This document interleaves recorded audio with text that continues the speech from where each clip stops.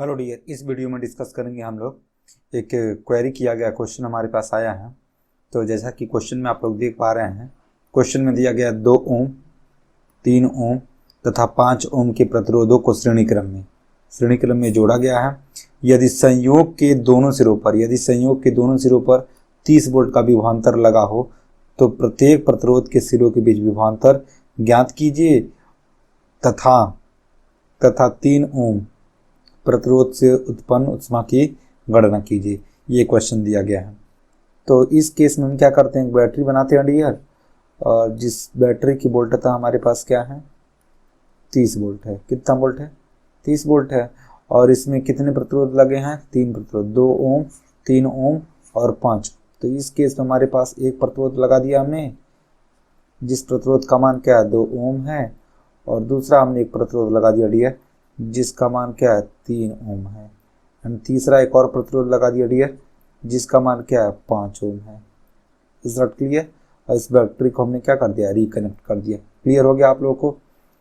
इस केसेस में हम चूंकि जानते हैं ये श्रेणी क्रम में जोड़ा गया है, तो श्रेणी क्रम में होता क्या है डियर, धारा का मान नियत होता है। तो अगर हम क्या करें, कुल प्रतिरोध की गणना करें तो R बराबर, चूंकि हम जानते हैं श्रेणी क्रम में सूत्र क्या होता है, R1 प्लस क्या होता है, R2 प्लस क्या होता है, R3 अंशवान, जितने भी प्रतिरोध होते हैं सबको क्या करते हैं हम लोग, जोड़ लेते हैं। तो R बराबर क्या हो जाएगा हमारे पास, R1 का मान क्या दिया, 2 ओम, तो ये हो जाएगा 2, और प्लस R2 का मान हमारे पास क्या दिया, 3, तो ये हो जाएगा 3, और R3 का मान क्या दिया, 5, तो ये हो जाएगा 5। और तीनों को हम ऐड कर लेंगे तो इस प्रकार से हमारे पास आंसर शीट आ जाएगा। R बराबर 2 3 5 5 5 क्या आ जाएगा, 10 ओम। आई होप यहाँ तक क्लियर कर लिए होंगे, आप लोग जान चुके होंगे इस पूरे बैटरी का कुल जो प्रतिरोध होगा डियर, वो कितना होगा, 10 ओम होगा। और चूंकि हम जानते हैं कि श्रेणी क्रम में धारा का मान क्या होता है, नियत होता है। तो इस सवाल में हमसे पूछा क्या है कि प्रत्येक प्रतिरोध के सिरों के बीच विभवांतर ज्ञात कीजिए। तो इस केस में हम चूंकि ओम के नियम से जानते हैं V बराबर क्या होता है, IR। V बराबर क्या होता है, IR। और चूंकि धारा का मान हमें मालूम है नहीं, तो I बराबर निकालना चाहेंगे तो V अपन क्या जाएगा, R। और V का मान हमारे पास क्या दिया है, 30 वोल्ट दिया है, तो ये हो जाएगा 30 वोल्ट। और R का मान हमने क्या निकाला है, 10 निकाला है, तो हम 10 का भाग लगा देंगे, तो ये इस केसेस में I का मान क्या आ जाएगा, 3 एम्पियर। कितना आ जाएगा डियर, 3 एम्पियर। यानी इस केस में इस पूरे कॉम्बिनेशन में डियर 3 एम्पियर की धारा बह रही है। तो पूछा क्या आप लोगों से, प्रत्येक प्रतिरोध के सिरों के बीच विभवांतर ज्ञात कीजिए। तो इस केस में हम निकालेंगे ओम के नियम से। तो V बराबर हमने क्या बताया आप लोगों को, IR। V बराबर क्या होता है, IR। तो हमने मान लिया पहले केस में जो विभवांतर का मान होगा डियर, उसको मान लेते हैं हम V1। क्या मान लेते हैं, V1। और चूंकि धारा का मान नियत रहेगा तो इस केस में पहला प्रतिरोध क्या हो जाएगा, R1। और सिमिलरली अगर दूसरा लिखना चाहें ऐसे ही, तो V2 बराबर क्या हो जाएगा, I इंटू क्या हो जाएगा, R2। आई होप यहाँ तक क्लियर कर लिए होंगे दूसरे के लिए। एंड तीसरे के लिए निकालना चाहेंगे तो V3 बराबर क्या हो जाएगा हमारे पास, I इंटू क्या हो जाएगा, R3 हो जाएगा। क्लियर है आप लोगों को। तो V1 का जब मान निकालेंगे तो I का मान हमारे पास क्या निकला है, 3। एंड R1 का क्या मान हम जानते हैं, 2 ओम है, तो ये हो जाएगा 2 3 क्या हो जाएगा, 6 वोल्ट हो जाएगा। यानी V1 यानी 2 ओम के प्रतिरोध पर कितना वोल्ट काम करेगा डी, 6 वोल्ट। सिमिलरली अगर V2 का मान निकालेंगे तो V2 बराबर हो जाएगा I का मान क्या 3 है, और R2 का मान हमारे पास क्या दिया डियर, 3 दिया। तो ये 3 का गुणा कर लेंगे, 3 तरीका क्या आ जाएगा, 9 वोल्ट। यानी V2 बराबर क्या जाएगा, 9 वोल्ट हो जाएगा। एंड सिमिलरली V3 का मान निकालेंगे तो V3 इक्वल्स टू क्या जाएगा, I इंटू R3 दिया है, तो I का मान हमारे पास क्या निकला है, 3। I का मान निकला 3, और R3 का मान हमारे पास क्या हो जाएगा, यहाँ पर दिया 5 ओम, तो ये हो जाएगा गुणे 5। तो ये हो जाएगा टोटल हमारे पास 5 क्या हो जाएगा, 15 वोल्ट। आई होप ये तीनों का तीनों जो हमने तीनों टर्मिनल पर, तीनों सिरों पर जो हमने वोल्टेज का मान कैलकुलेट किया है, इतना क्लियर है। नेक्स्ट आगे देखो डियर क्या दिया आप लोगों के पास, तथा 3 ओम के प्रतिरोध में, तथा 3 ओम। यहाँ से ये तो क्वेश्चन नंबर हमारे पास फर्स्ट हो गया। एंड लास्ट क्वेश्चन दिया गया डियर हमारे पास, सेकंड क्वेश्चन इसका, कि प्रतिरोध में 3 ओम के प्रतिरोध में उत्पन्न ऊष्मा की गणना कीजिए। तो इस केस में H बराबर हम जानते हैं क्या होता है, H बराबर होता है I स्क्वायर इंटू क्या होता है, R। I स्क्वायर इंटू क्या होता है, R होता है। तो इस केस में हम क्या करेंगे, आई का मान हमारे पास क्या दिया 3, तो ये हो जाएगा 3 का स्क्वायर इंटू ये कितना ओम पर निकलवा रहा है डियर 3 ओम पर, तो ये हो जाएगा टोटल कुल मिला जुला के 3 का वर्ग करेंगे तो 9 आ जाएगा और 9 3 क्या हो जाएगा 27, यानी 27 ये जूल हमारे पास क्या होगा हीट उत्पन्न होगा। यानी लास्ट जो क्वेश्चन दिया आप लोग के पास 3 ओम प्रतिरोध में उत्पन्न ऊष्मा की गणना कीजिए, तो ये H बराबर क्या होता है हमारे पास आई स्क्वायर आर, और आई का मान हमारे पास क्या दिया 3 हमने निकाला है, और चूंकि प्रतिरोध का मान क्या दिया 3 तो हमने 3 रख दिया, 3 का स्क्वायर 3 3 का 9 और 9 3 क्या हो जाएगा 27 जूल। आई होप यहाँ तक क्वेश्चन आप लोगों को क्लियर हो गया होगा। सिमिलरली सेकंड क्वेश्चन देखते हैं डियर। सेकंड क्वेश्चन दिया गया हमारे पास कि एक उत्तल लेंस की फोकस दूरी 20 सेंटीमीटर है। एक उत्तल लेंस की फोकस दूरी क्या है 20 सेंटीमीटर है। चूंकि हम जानते हैं उत्तल लेंस की फोकस दूरी पॉजिटिव होता है तो यह बराबर क्या आ जाएगा 20 सेंटीमीटर। क्लियर है आप लोगों को। नेक्स्ट आगे दिया डियर, इस लेंस से कितनी दूरी पर कोई वस्तु रखी जाए, कितनी दूरी पर कोई वस्तु रखी जाए जिससे कि उसका वस्तु से 2 गुना बड़ा प्रतिबिंब बने। ये 2 गुना बड़ा प्रतिबिंब यानी m बराबर क्या दिया डियर 2 दिया है। क्लियर है आप लोगों को। और इस केस में क्या कर रहा डियर 2 गुना बड़ा प्रतिबिंब बने और प्रतिबिंब क्या हो वास्तविक हो, तो वास्तविक होने के केस में m बराबर m किसका आ जाएगा डियर, ये जो m का मान दिया वो किसका हो जाएगा नेगेटिव, क्योंकि शर्त में क्या बोला है वास्तविक, तो इस केस में m का मान क्या आ जाएगा नेगेटिव हो जाएगा। क्लियर हो गया आप लोगों को। और कितनी दूरी पर यानी u बराबर, यानी u बराबर हमारे पास क्वेश्चन मार्क है। एक बार और रिपीट कर लेते हैं क्वेश्चन को कि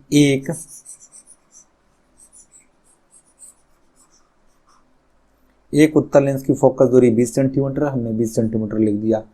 इस लेंस से कितनी दूरी पर, इस लेंस से कितनी दूरी पर यानी u बराबर क्या हो गया क्वेश्चन मार्क हो गया। वस्तु रखी जाए कि जिससे उस वस्तु से 2 गुना बड़ा प्रतिबिंब बने, और जबकि प्रतिबिंब क्या हो वास्तविक हो, तो m बराबर क्या हो गया 2 और u बराबर हमारे पास ऑलरेडी क्वेश्चन मार्क है। तो इस केस में लेंस के लिए हम सूत्र लगाएंगे डियर, क्या लेंस के लिए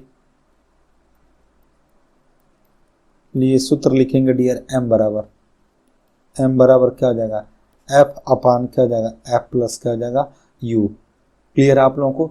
हम क्या करते हैं, अगर ये f हो हमारे पास m हो और क्या हो u का मान निकालना हो, तो इस केस में इस सूत्र को अप्लाई करते हैं। क्लियर हो गया आप लोगों को। ज़्यादा हम इसके डीप में नहीं जाएंगे क्योंकि हमको इस क्वेश्चन को सॉल्व करना है। अगर आप लोग ये जानना चाहते हैं कि ये सूत्र कहाँ से आया है तो कमेंट बॉक्स में कमेंट कर सकते हैं, जिससे पूरा मैं डिटेल में इस फॉर्मूले को अच्छे से समझा सकता हूँ। क्लियर है। बट फिलहाल अभी क्या करते हैं, सवाल को आगे प्रोसीड करते हैं। तो m बराबर हमने क्या बताया आप लोग को, m बराबर f अपन f और प्लस क्या बताया u, और चूंकि m का मान क्या है -2 और f का मान हमारे पास क्या है 20 है, और पुनः हमने f का मान क्या रख दिया डियर 20, और u बराबर हमारे पास क्या है क्वेश्चन मार्क है, तो u को u रन देते हैं। अब पुनः जिसका कोई नहीं उसका मान लिखिए, तो हम क्या कर लेंगे क्रॉस मल्टीप्लिकेशन कर लेंगे, यानी इसका गुणा इसमें कर लेंगे और इसका गुणा इसमें कर लेंगे। तो इस केसेस में ये हो जाएगा 20 दूनी क्या हो जाएगा -40, 20 दूनी क्या हो जाएगा -40 और माइनस क्या हो जाएगा 2u इज इक्वल्स टू क्या हो जाएगा डियर 20 हो जाएगा। तो इस केस में 40 को इधर हम क्या करते हैं भेज देते हैं, तो ये हो जाएगा -2 और इज इक्वल टू क्या हो जाएगा 20 और -40 है प्लस का क्या हो जाएगा 40। तो इस केस में हमारे पास -2u इज इक्वल टू क्या आ जाएगा 60, और 2 गुणा में हमारे पास किस में टूट जाएगा भाग में, तो u बराबर क्या हो जाएगा 60 और बटे -2 2 3 क्या हो जाएगा 6 और 1 0 उतर जाएगा डियर। तो ये हो जाएगा u बराबर क्या हो जाएगा -30। क्लियर है डियर। और u बराबर ये -30 क्यों आ रहा है, क्योंकि जो प्रतिबिंब है डियर क्या है वास्तविक है, और यही u का मान होगा, यानी वस्तु को इतना ही दूरी पर रखा जाएगा, तो वस्तु का 2 गुना, यानी अगर किसी वस्तु को 30 सेंटीमीटर की दूरी पर रखा जाएगा, तो उस वस्तु का प्रतिबिंब क्या होगा 2 गुना बड़ा वास्तविक बनेगा। आई होप यहाँ तक क्लियर कर लिए होंगे। तो नेक्स्ट सिमिलरली अगला क्वेश्चन देखते हैं डियर। अगला क्वेश्चन हमारे पास दिया गया है कि किसी विद्युत प्रेस में अधिकतम तापमान दर के लिए 840 वाट की दर से ऊर्जा मुक्त होती है तथा 360 वाट की दर से उस समय मुक्त होती है जब तापन की दर क्या हो, न्यूनतम हो। यानी अधिकतम जब तापन दर होगा तो P यानी पावर कितना दिया है 840 वाट, और जब पावर क्या होगा कम होगा, न्यूनतम होगा, तो कितना पावर दिया है 360 वाट। क्लियर है। यदि विद्युत आपूर्ति की वोल्टता कितना हो 220 वोल्ट हो, तो दोनों उपकरणों में विद्युत धारा तथा प्रतिरोध के मान को परिकलित कीजिए। क्लियर है आप लोगों को। तो इस केस में हमारे पास क्या दिया, पहला क्या दिया अधिकतम तापन दर, तो हम केस नंबर फर्स्ट लिखते हैं अधिकतम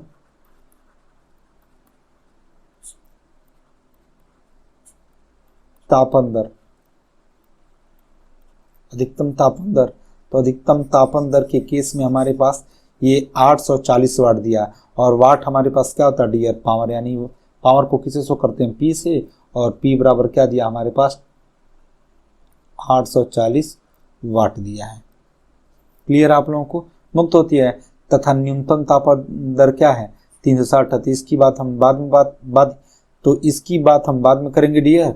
और चूंकि हमारे पास वोल्टता यानी V बराबर क्या दिया 220 वोल्ट दिया है, V बराबर क्या दिया है 220 वोल्ट दिया है। तो इस केसेस में हम क्या करेंगे, यहाँ पर क्या दिया, दोनों उपकरणों में विद्युत धारा का मान ज्ञात करना है और प्रतिरोध का मान ज्ञात करना है।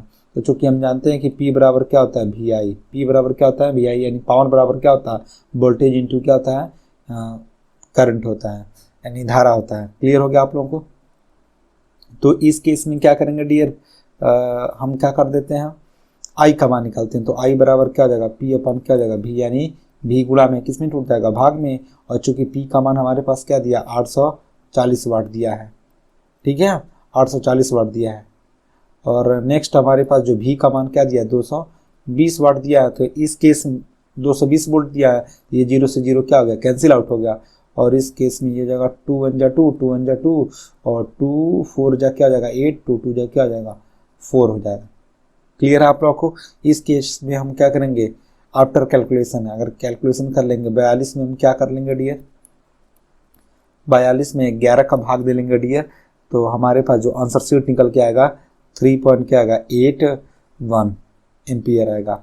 कैसे डियर, तो 11 क्या होगा 33, और बच जाएगा हमारे पास क्या 729, और 11 बटे क्या होगा 88। आई होप ये समझ जाएंगे आप लोग, इसको भाग दे सकते हैं। क्लियर है आप लोगों को। तो हमने अधिकतम तापन दर के केस में धारा का मान निकाल लिया, अब निकालना हमें प्रतिरोध का मान। तो चूंकि हम जानते हैं कि ओम के नियमानुसार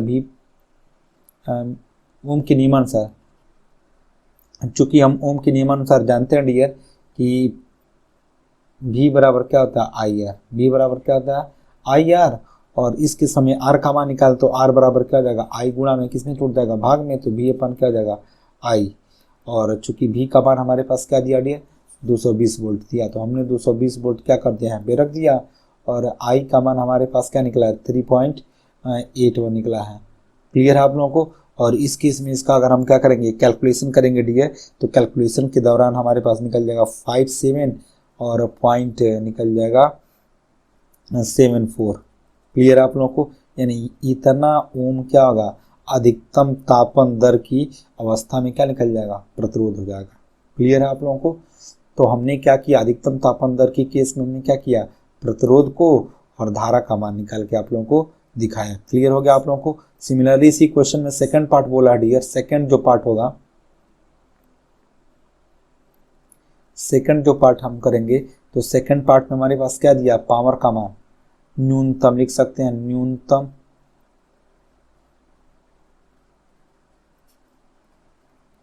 तापन दर,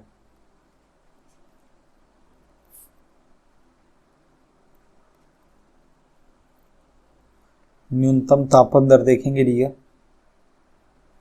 तो न्यूनतम तापन दर की केस में हमारे पास जो पावर का मान दिया, किसका मान दिया डियर पावर का, तो पावर का कितना मान दिया 360 वाट दिया, ये 360 वाट दिया डियर 360 वाट दिया। तो इस केस हम इसको P बराबर क्या मान लिए 360 वाट है, और चूंकि हमारे पास जो वोल्टता का मान है 220 वोल्ट है, तो V बराबर क्या आ जाएगा 220 वोल्ट। क्लियर है आप लोगों को। तो इस केस में अगेन हम जानते हैं कि P बराबर क्या होता है VI, P बराबर क्या होता है VI, यानी पावर इज इक्वल टू क्या होता है वोल्टेज इंटू क्या होता है करंट होता है। तो कुल मिला जुला के हमारे पास ये आई बराबर निकालना चाहेंगे तो पी अपान क्या हो जाएगा भी, और पी का मान हमारे पास क्या है, पी का मान क्या है 360, ये 360 दिया डियर, और भी का मान हमारे पास क्या है 220।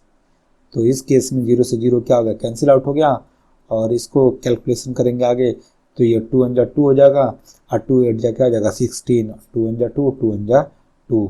क्लियर है आप लोगों को, यानी 11 दूनी 22 और 18 दूनी क्या होता है 36। क्लियर है आप लोगों को। तो ये हो गया 18 बटे क्या आ गया 11, और आफ्टर कैलकुलेशन यानी इसको कैंसिल आउट करेंगे डियर तो अप्रॉक्सीमेटली हमारे पास मिल जाएगा 1 पॉइंट क्या मिल जाएगा 1.63 एम्पियर, यानी ये निकल गया धारा का मान। और सिमिलरली अगर हम क्या करेंगे, इसमें भी क्या करेंगे, प्रतिरोध का मान निकालेंगे डियर न्यूनतम तापन दर के केस में। तो अगेन हम ओम का नियम लगा लेंगे। तो ओम का नियम हमने क्या बताया, भी बराबर क्या होता है आई आर, तो आर बराबर क्या जाएगा भी अपान आई। इसी केस में हम भी का मान हमारे पास क्या दिया 220 दिया डियर, और आई का मान हमने क्या निकालना है 1.63। और इस केसेस में क्या करेंगे, जब इसको हम कैलकुलेट करेंगे तो अप्रॉक्सीमेटली क्या मिल जाएगा 134 मिल जाएगा 96, और ये हमने प्रतिरोध का मान निकाला तो किस में निकलेगा, ओम में निकलेगा। आई होप ये तीनों क्वेश्चन जो बताया गया आप लोग को अच्छे से समझ में आए होंगे। क्लियर है आप लोगों को। तो इस केस में ये हमारे पास एक हमारे स्टूडेंट का क्या था, क्वेरी था, जिसको हमने सॉल्व किया है। क्लियर हो गया आप लोगों को। अगर ये वीडियो अच्छा लगा तो वीडियो को लाइक और चैनल को सब्सक्राइब करना ना भूलें। Thanks for watching.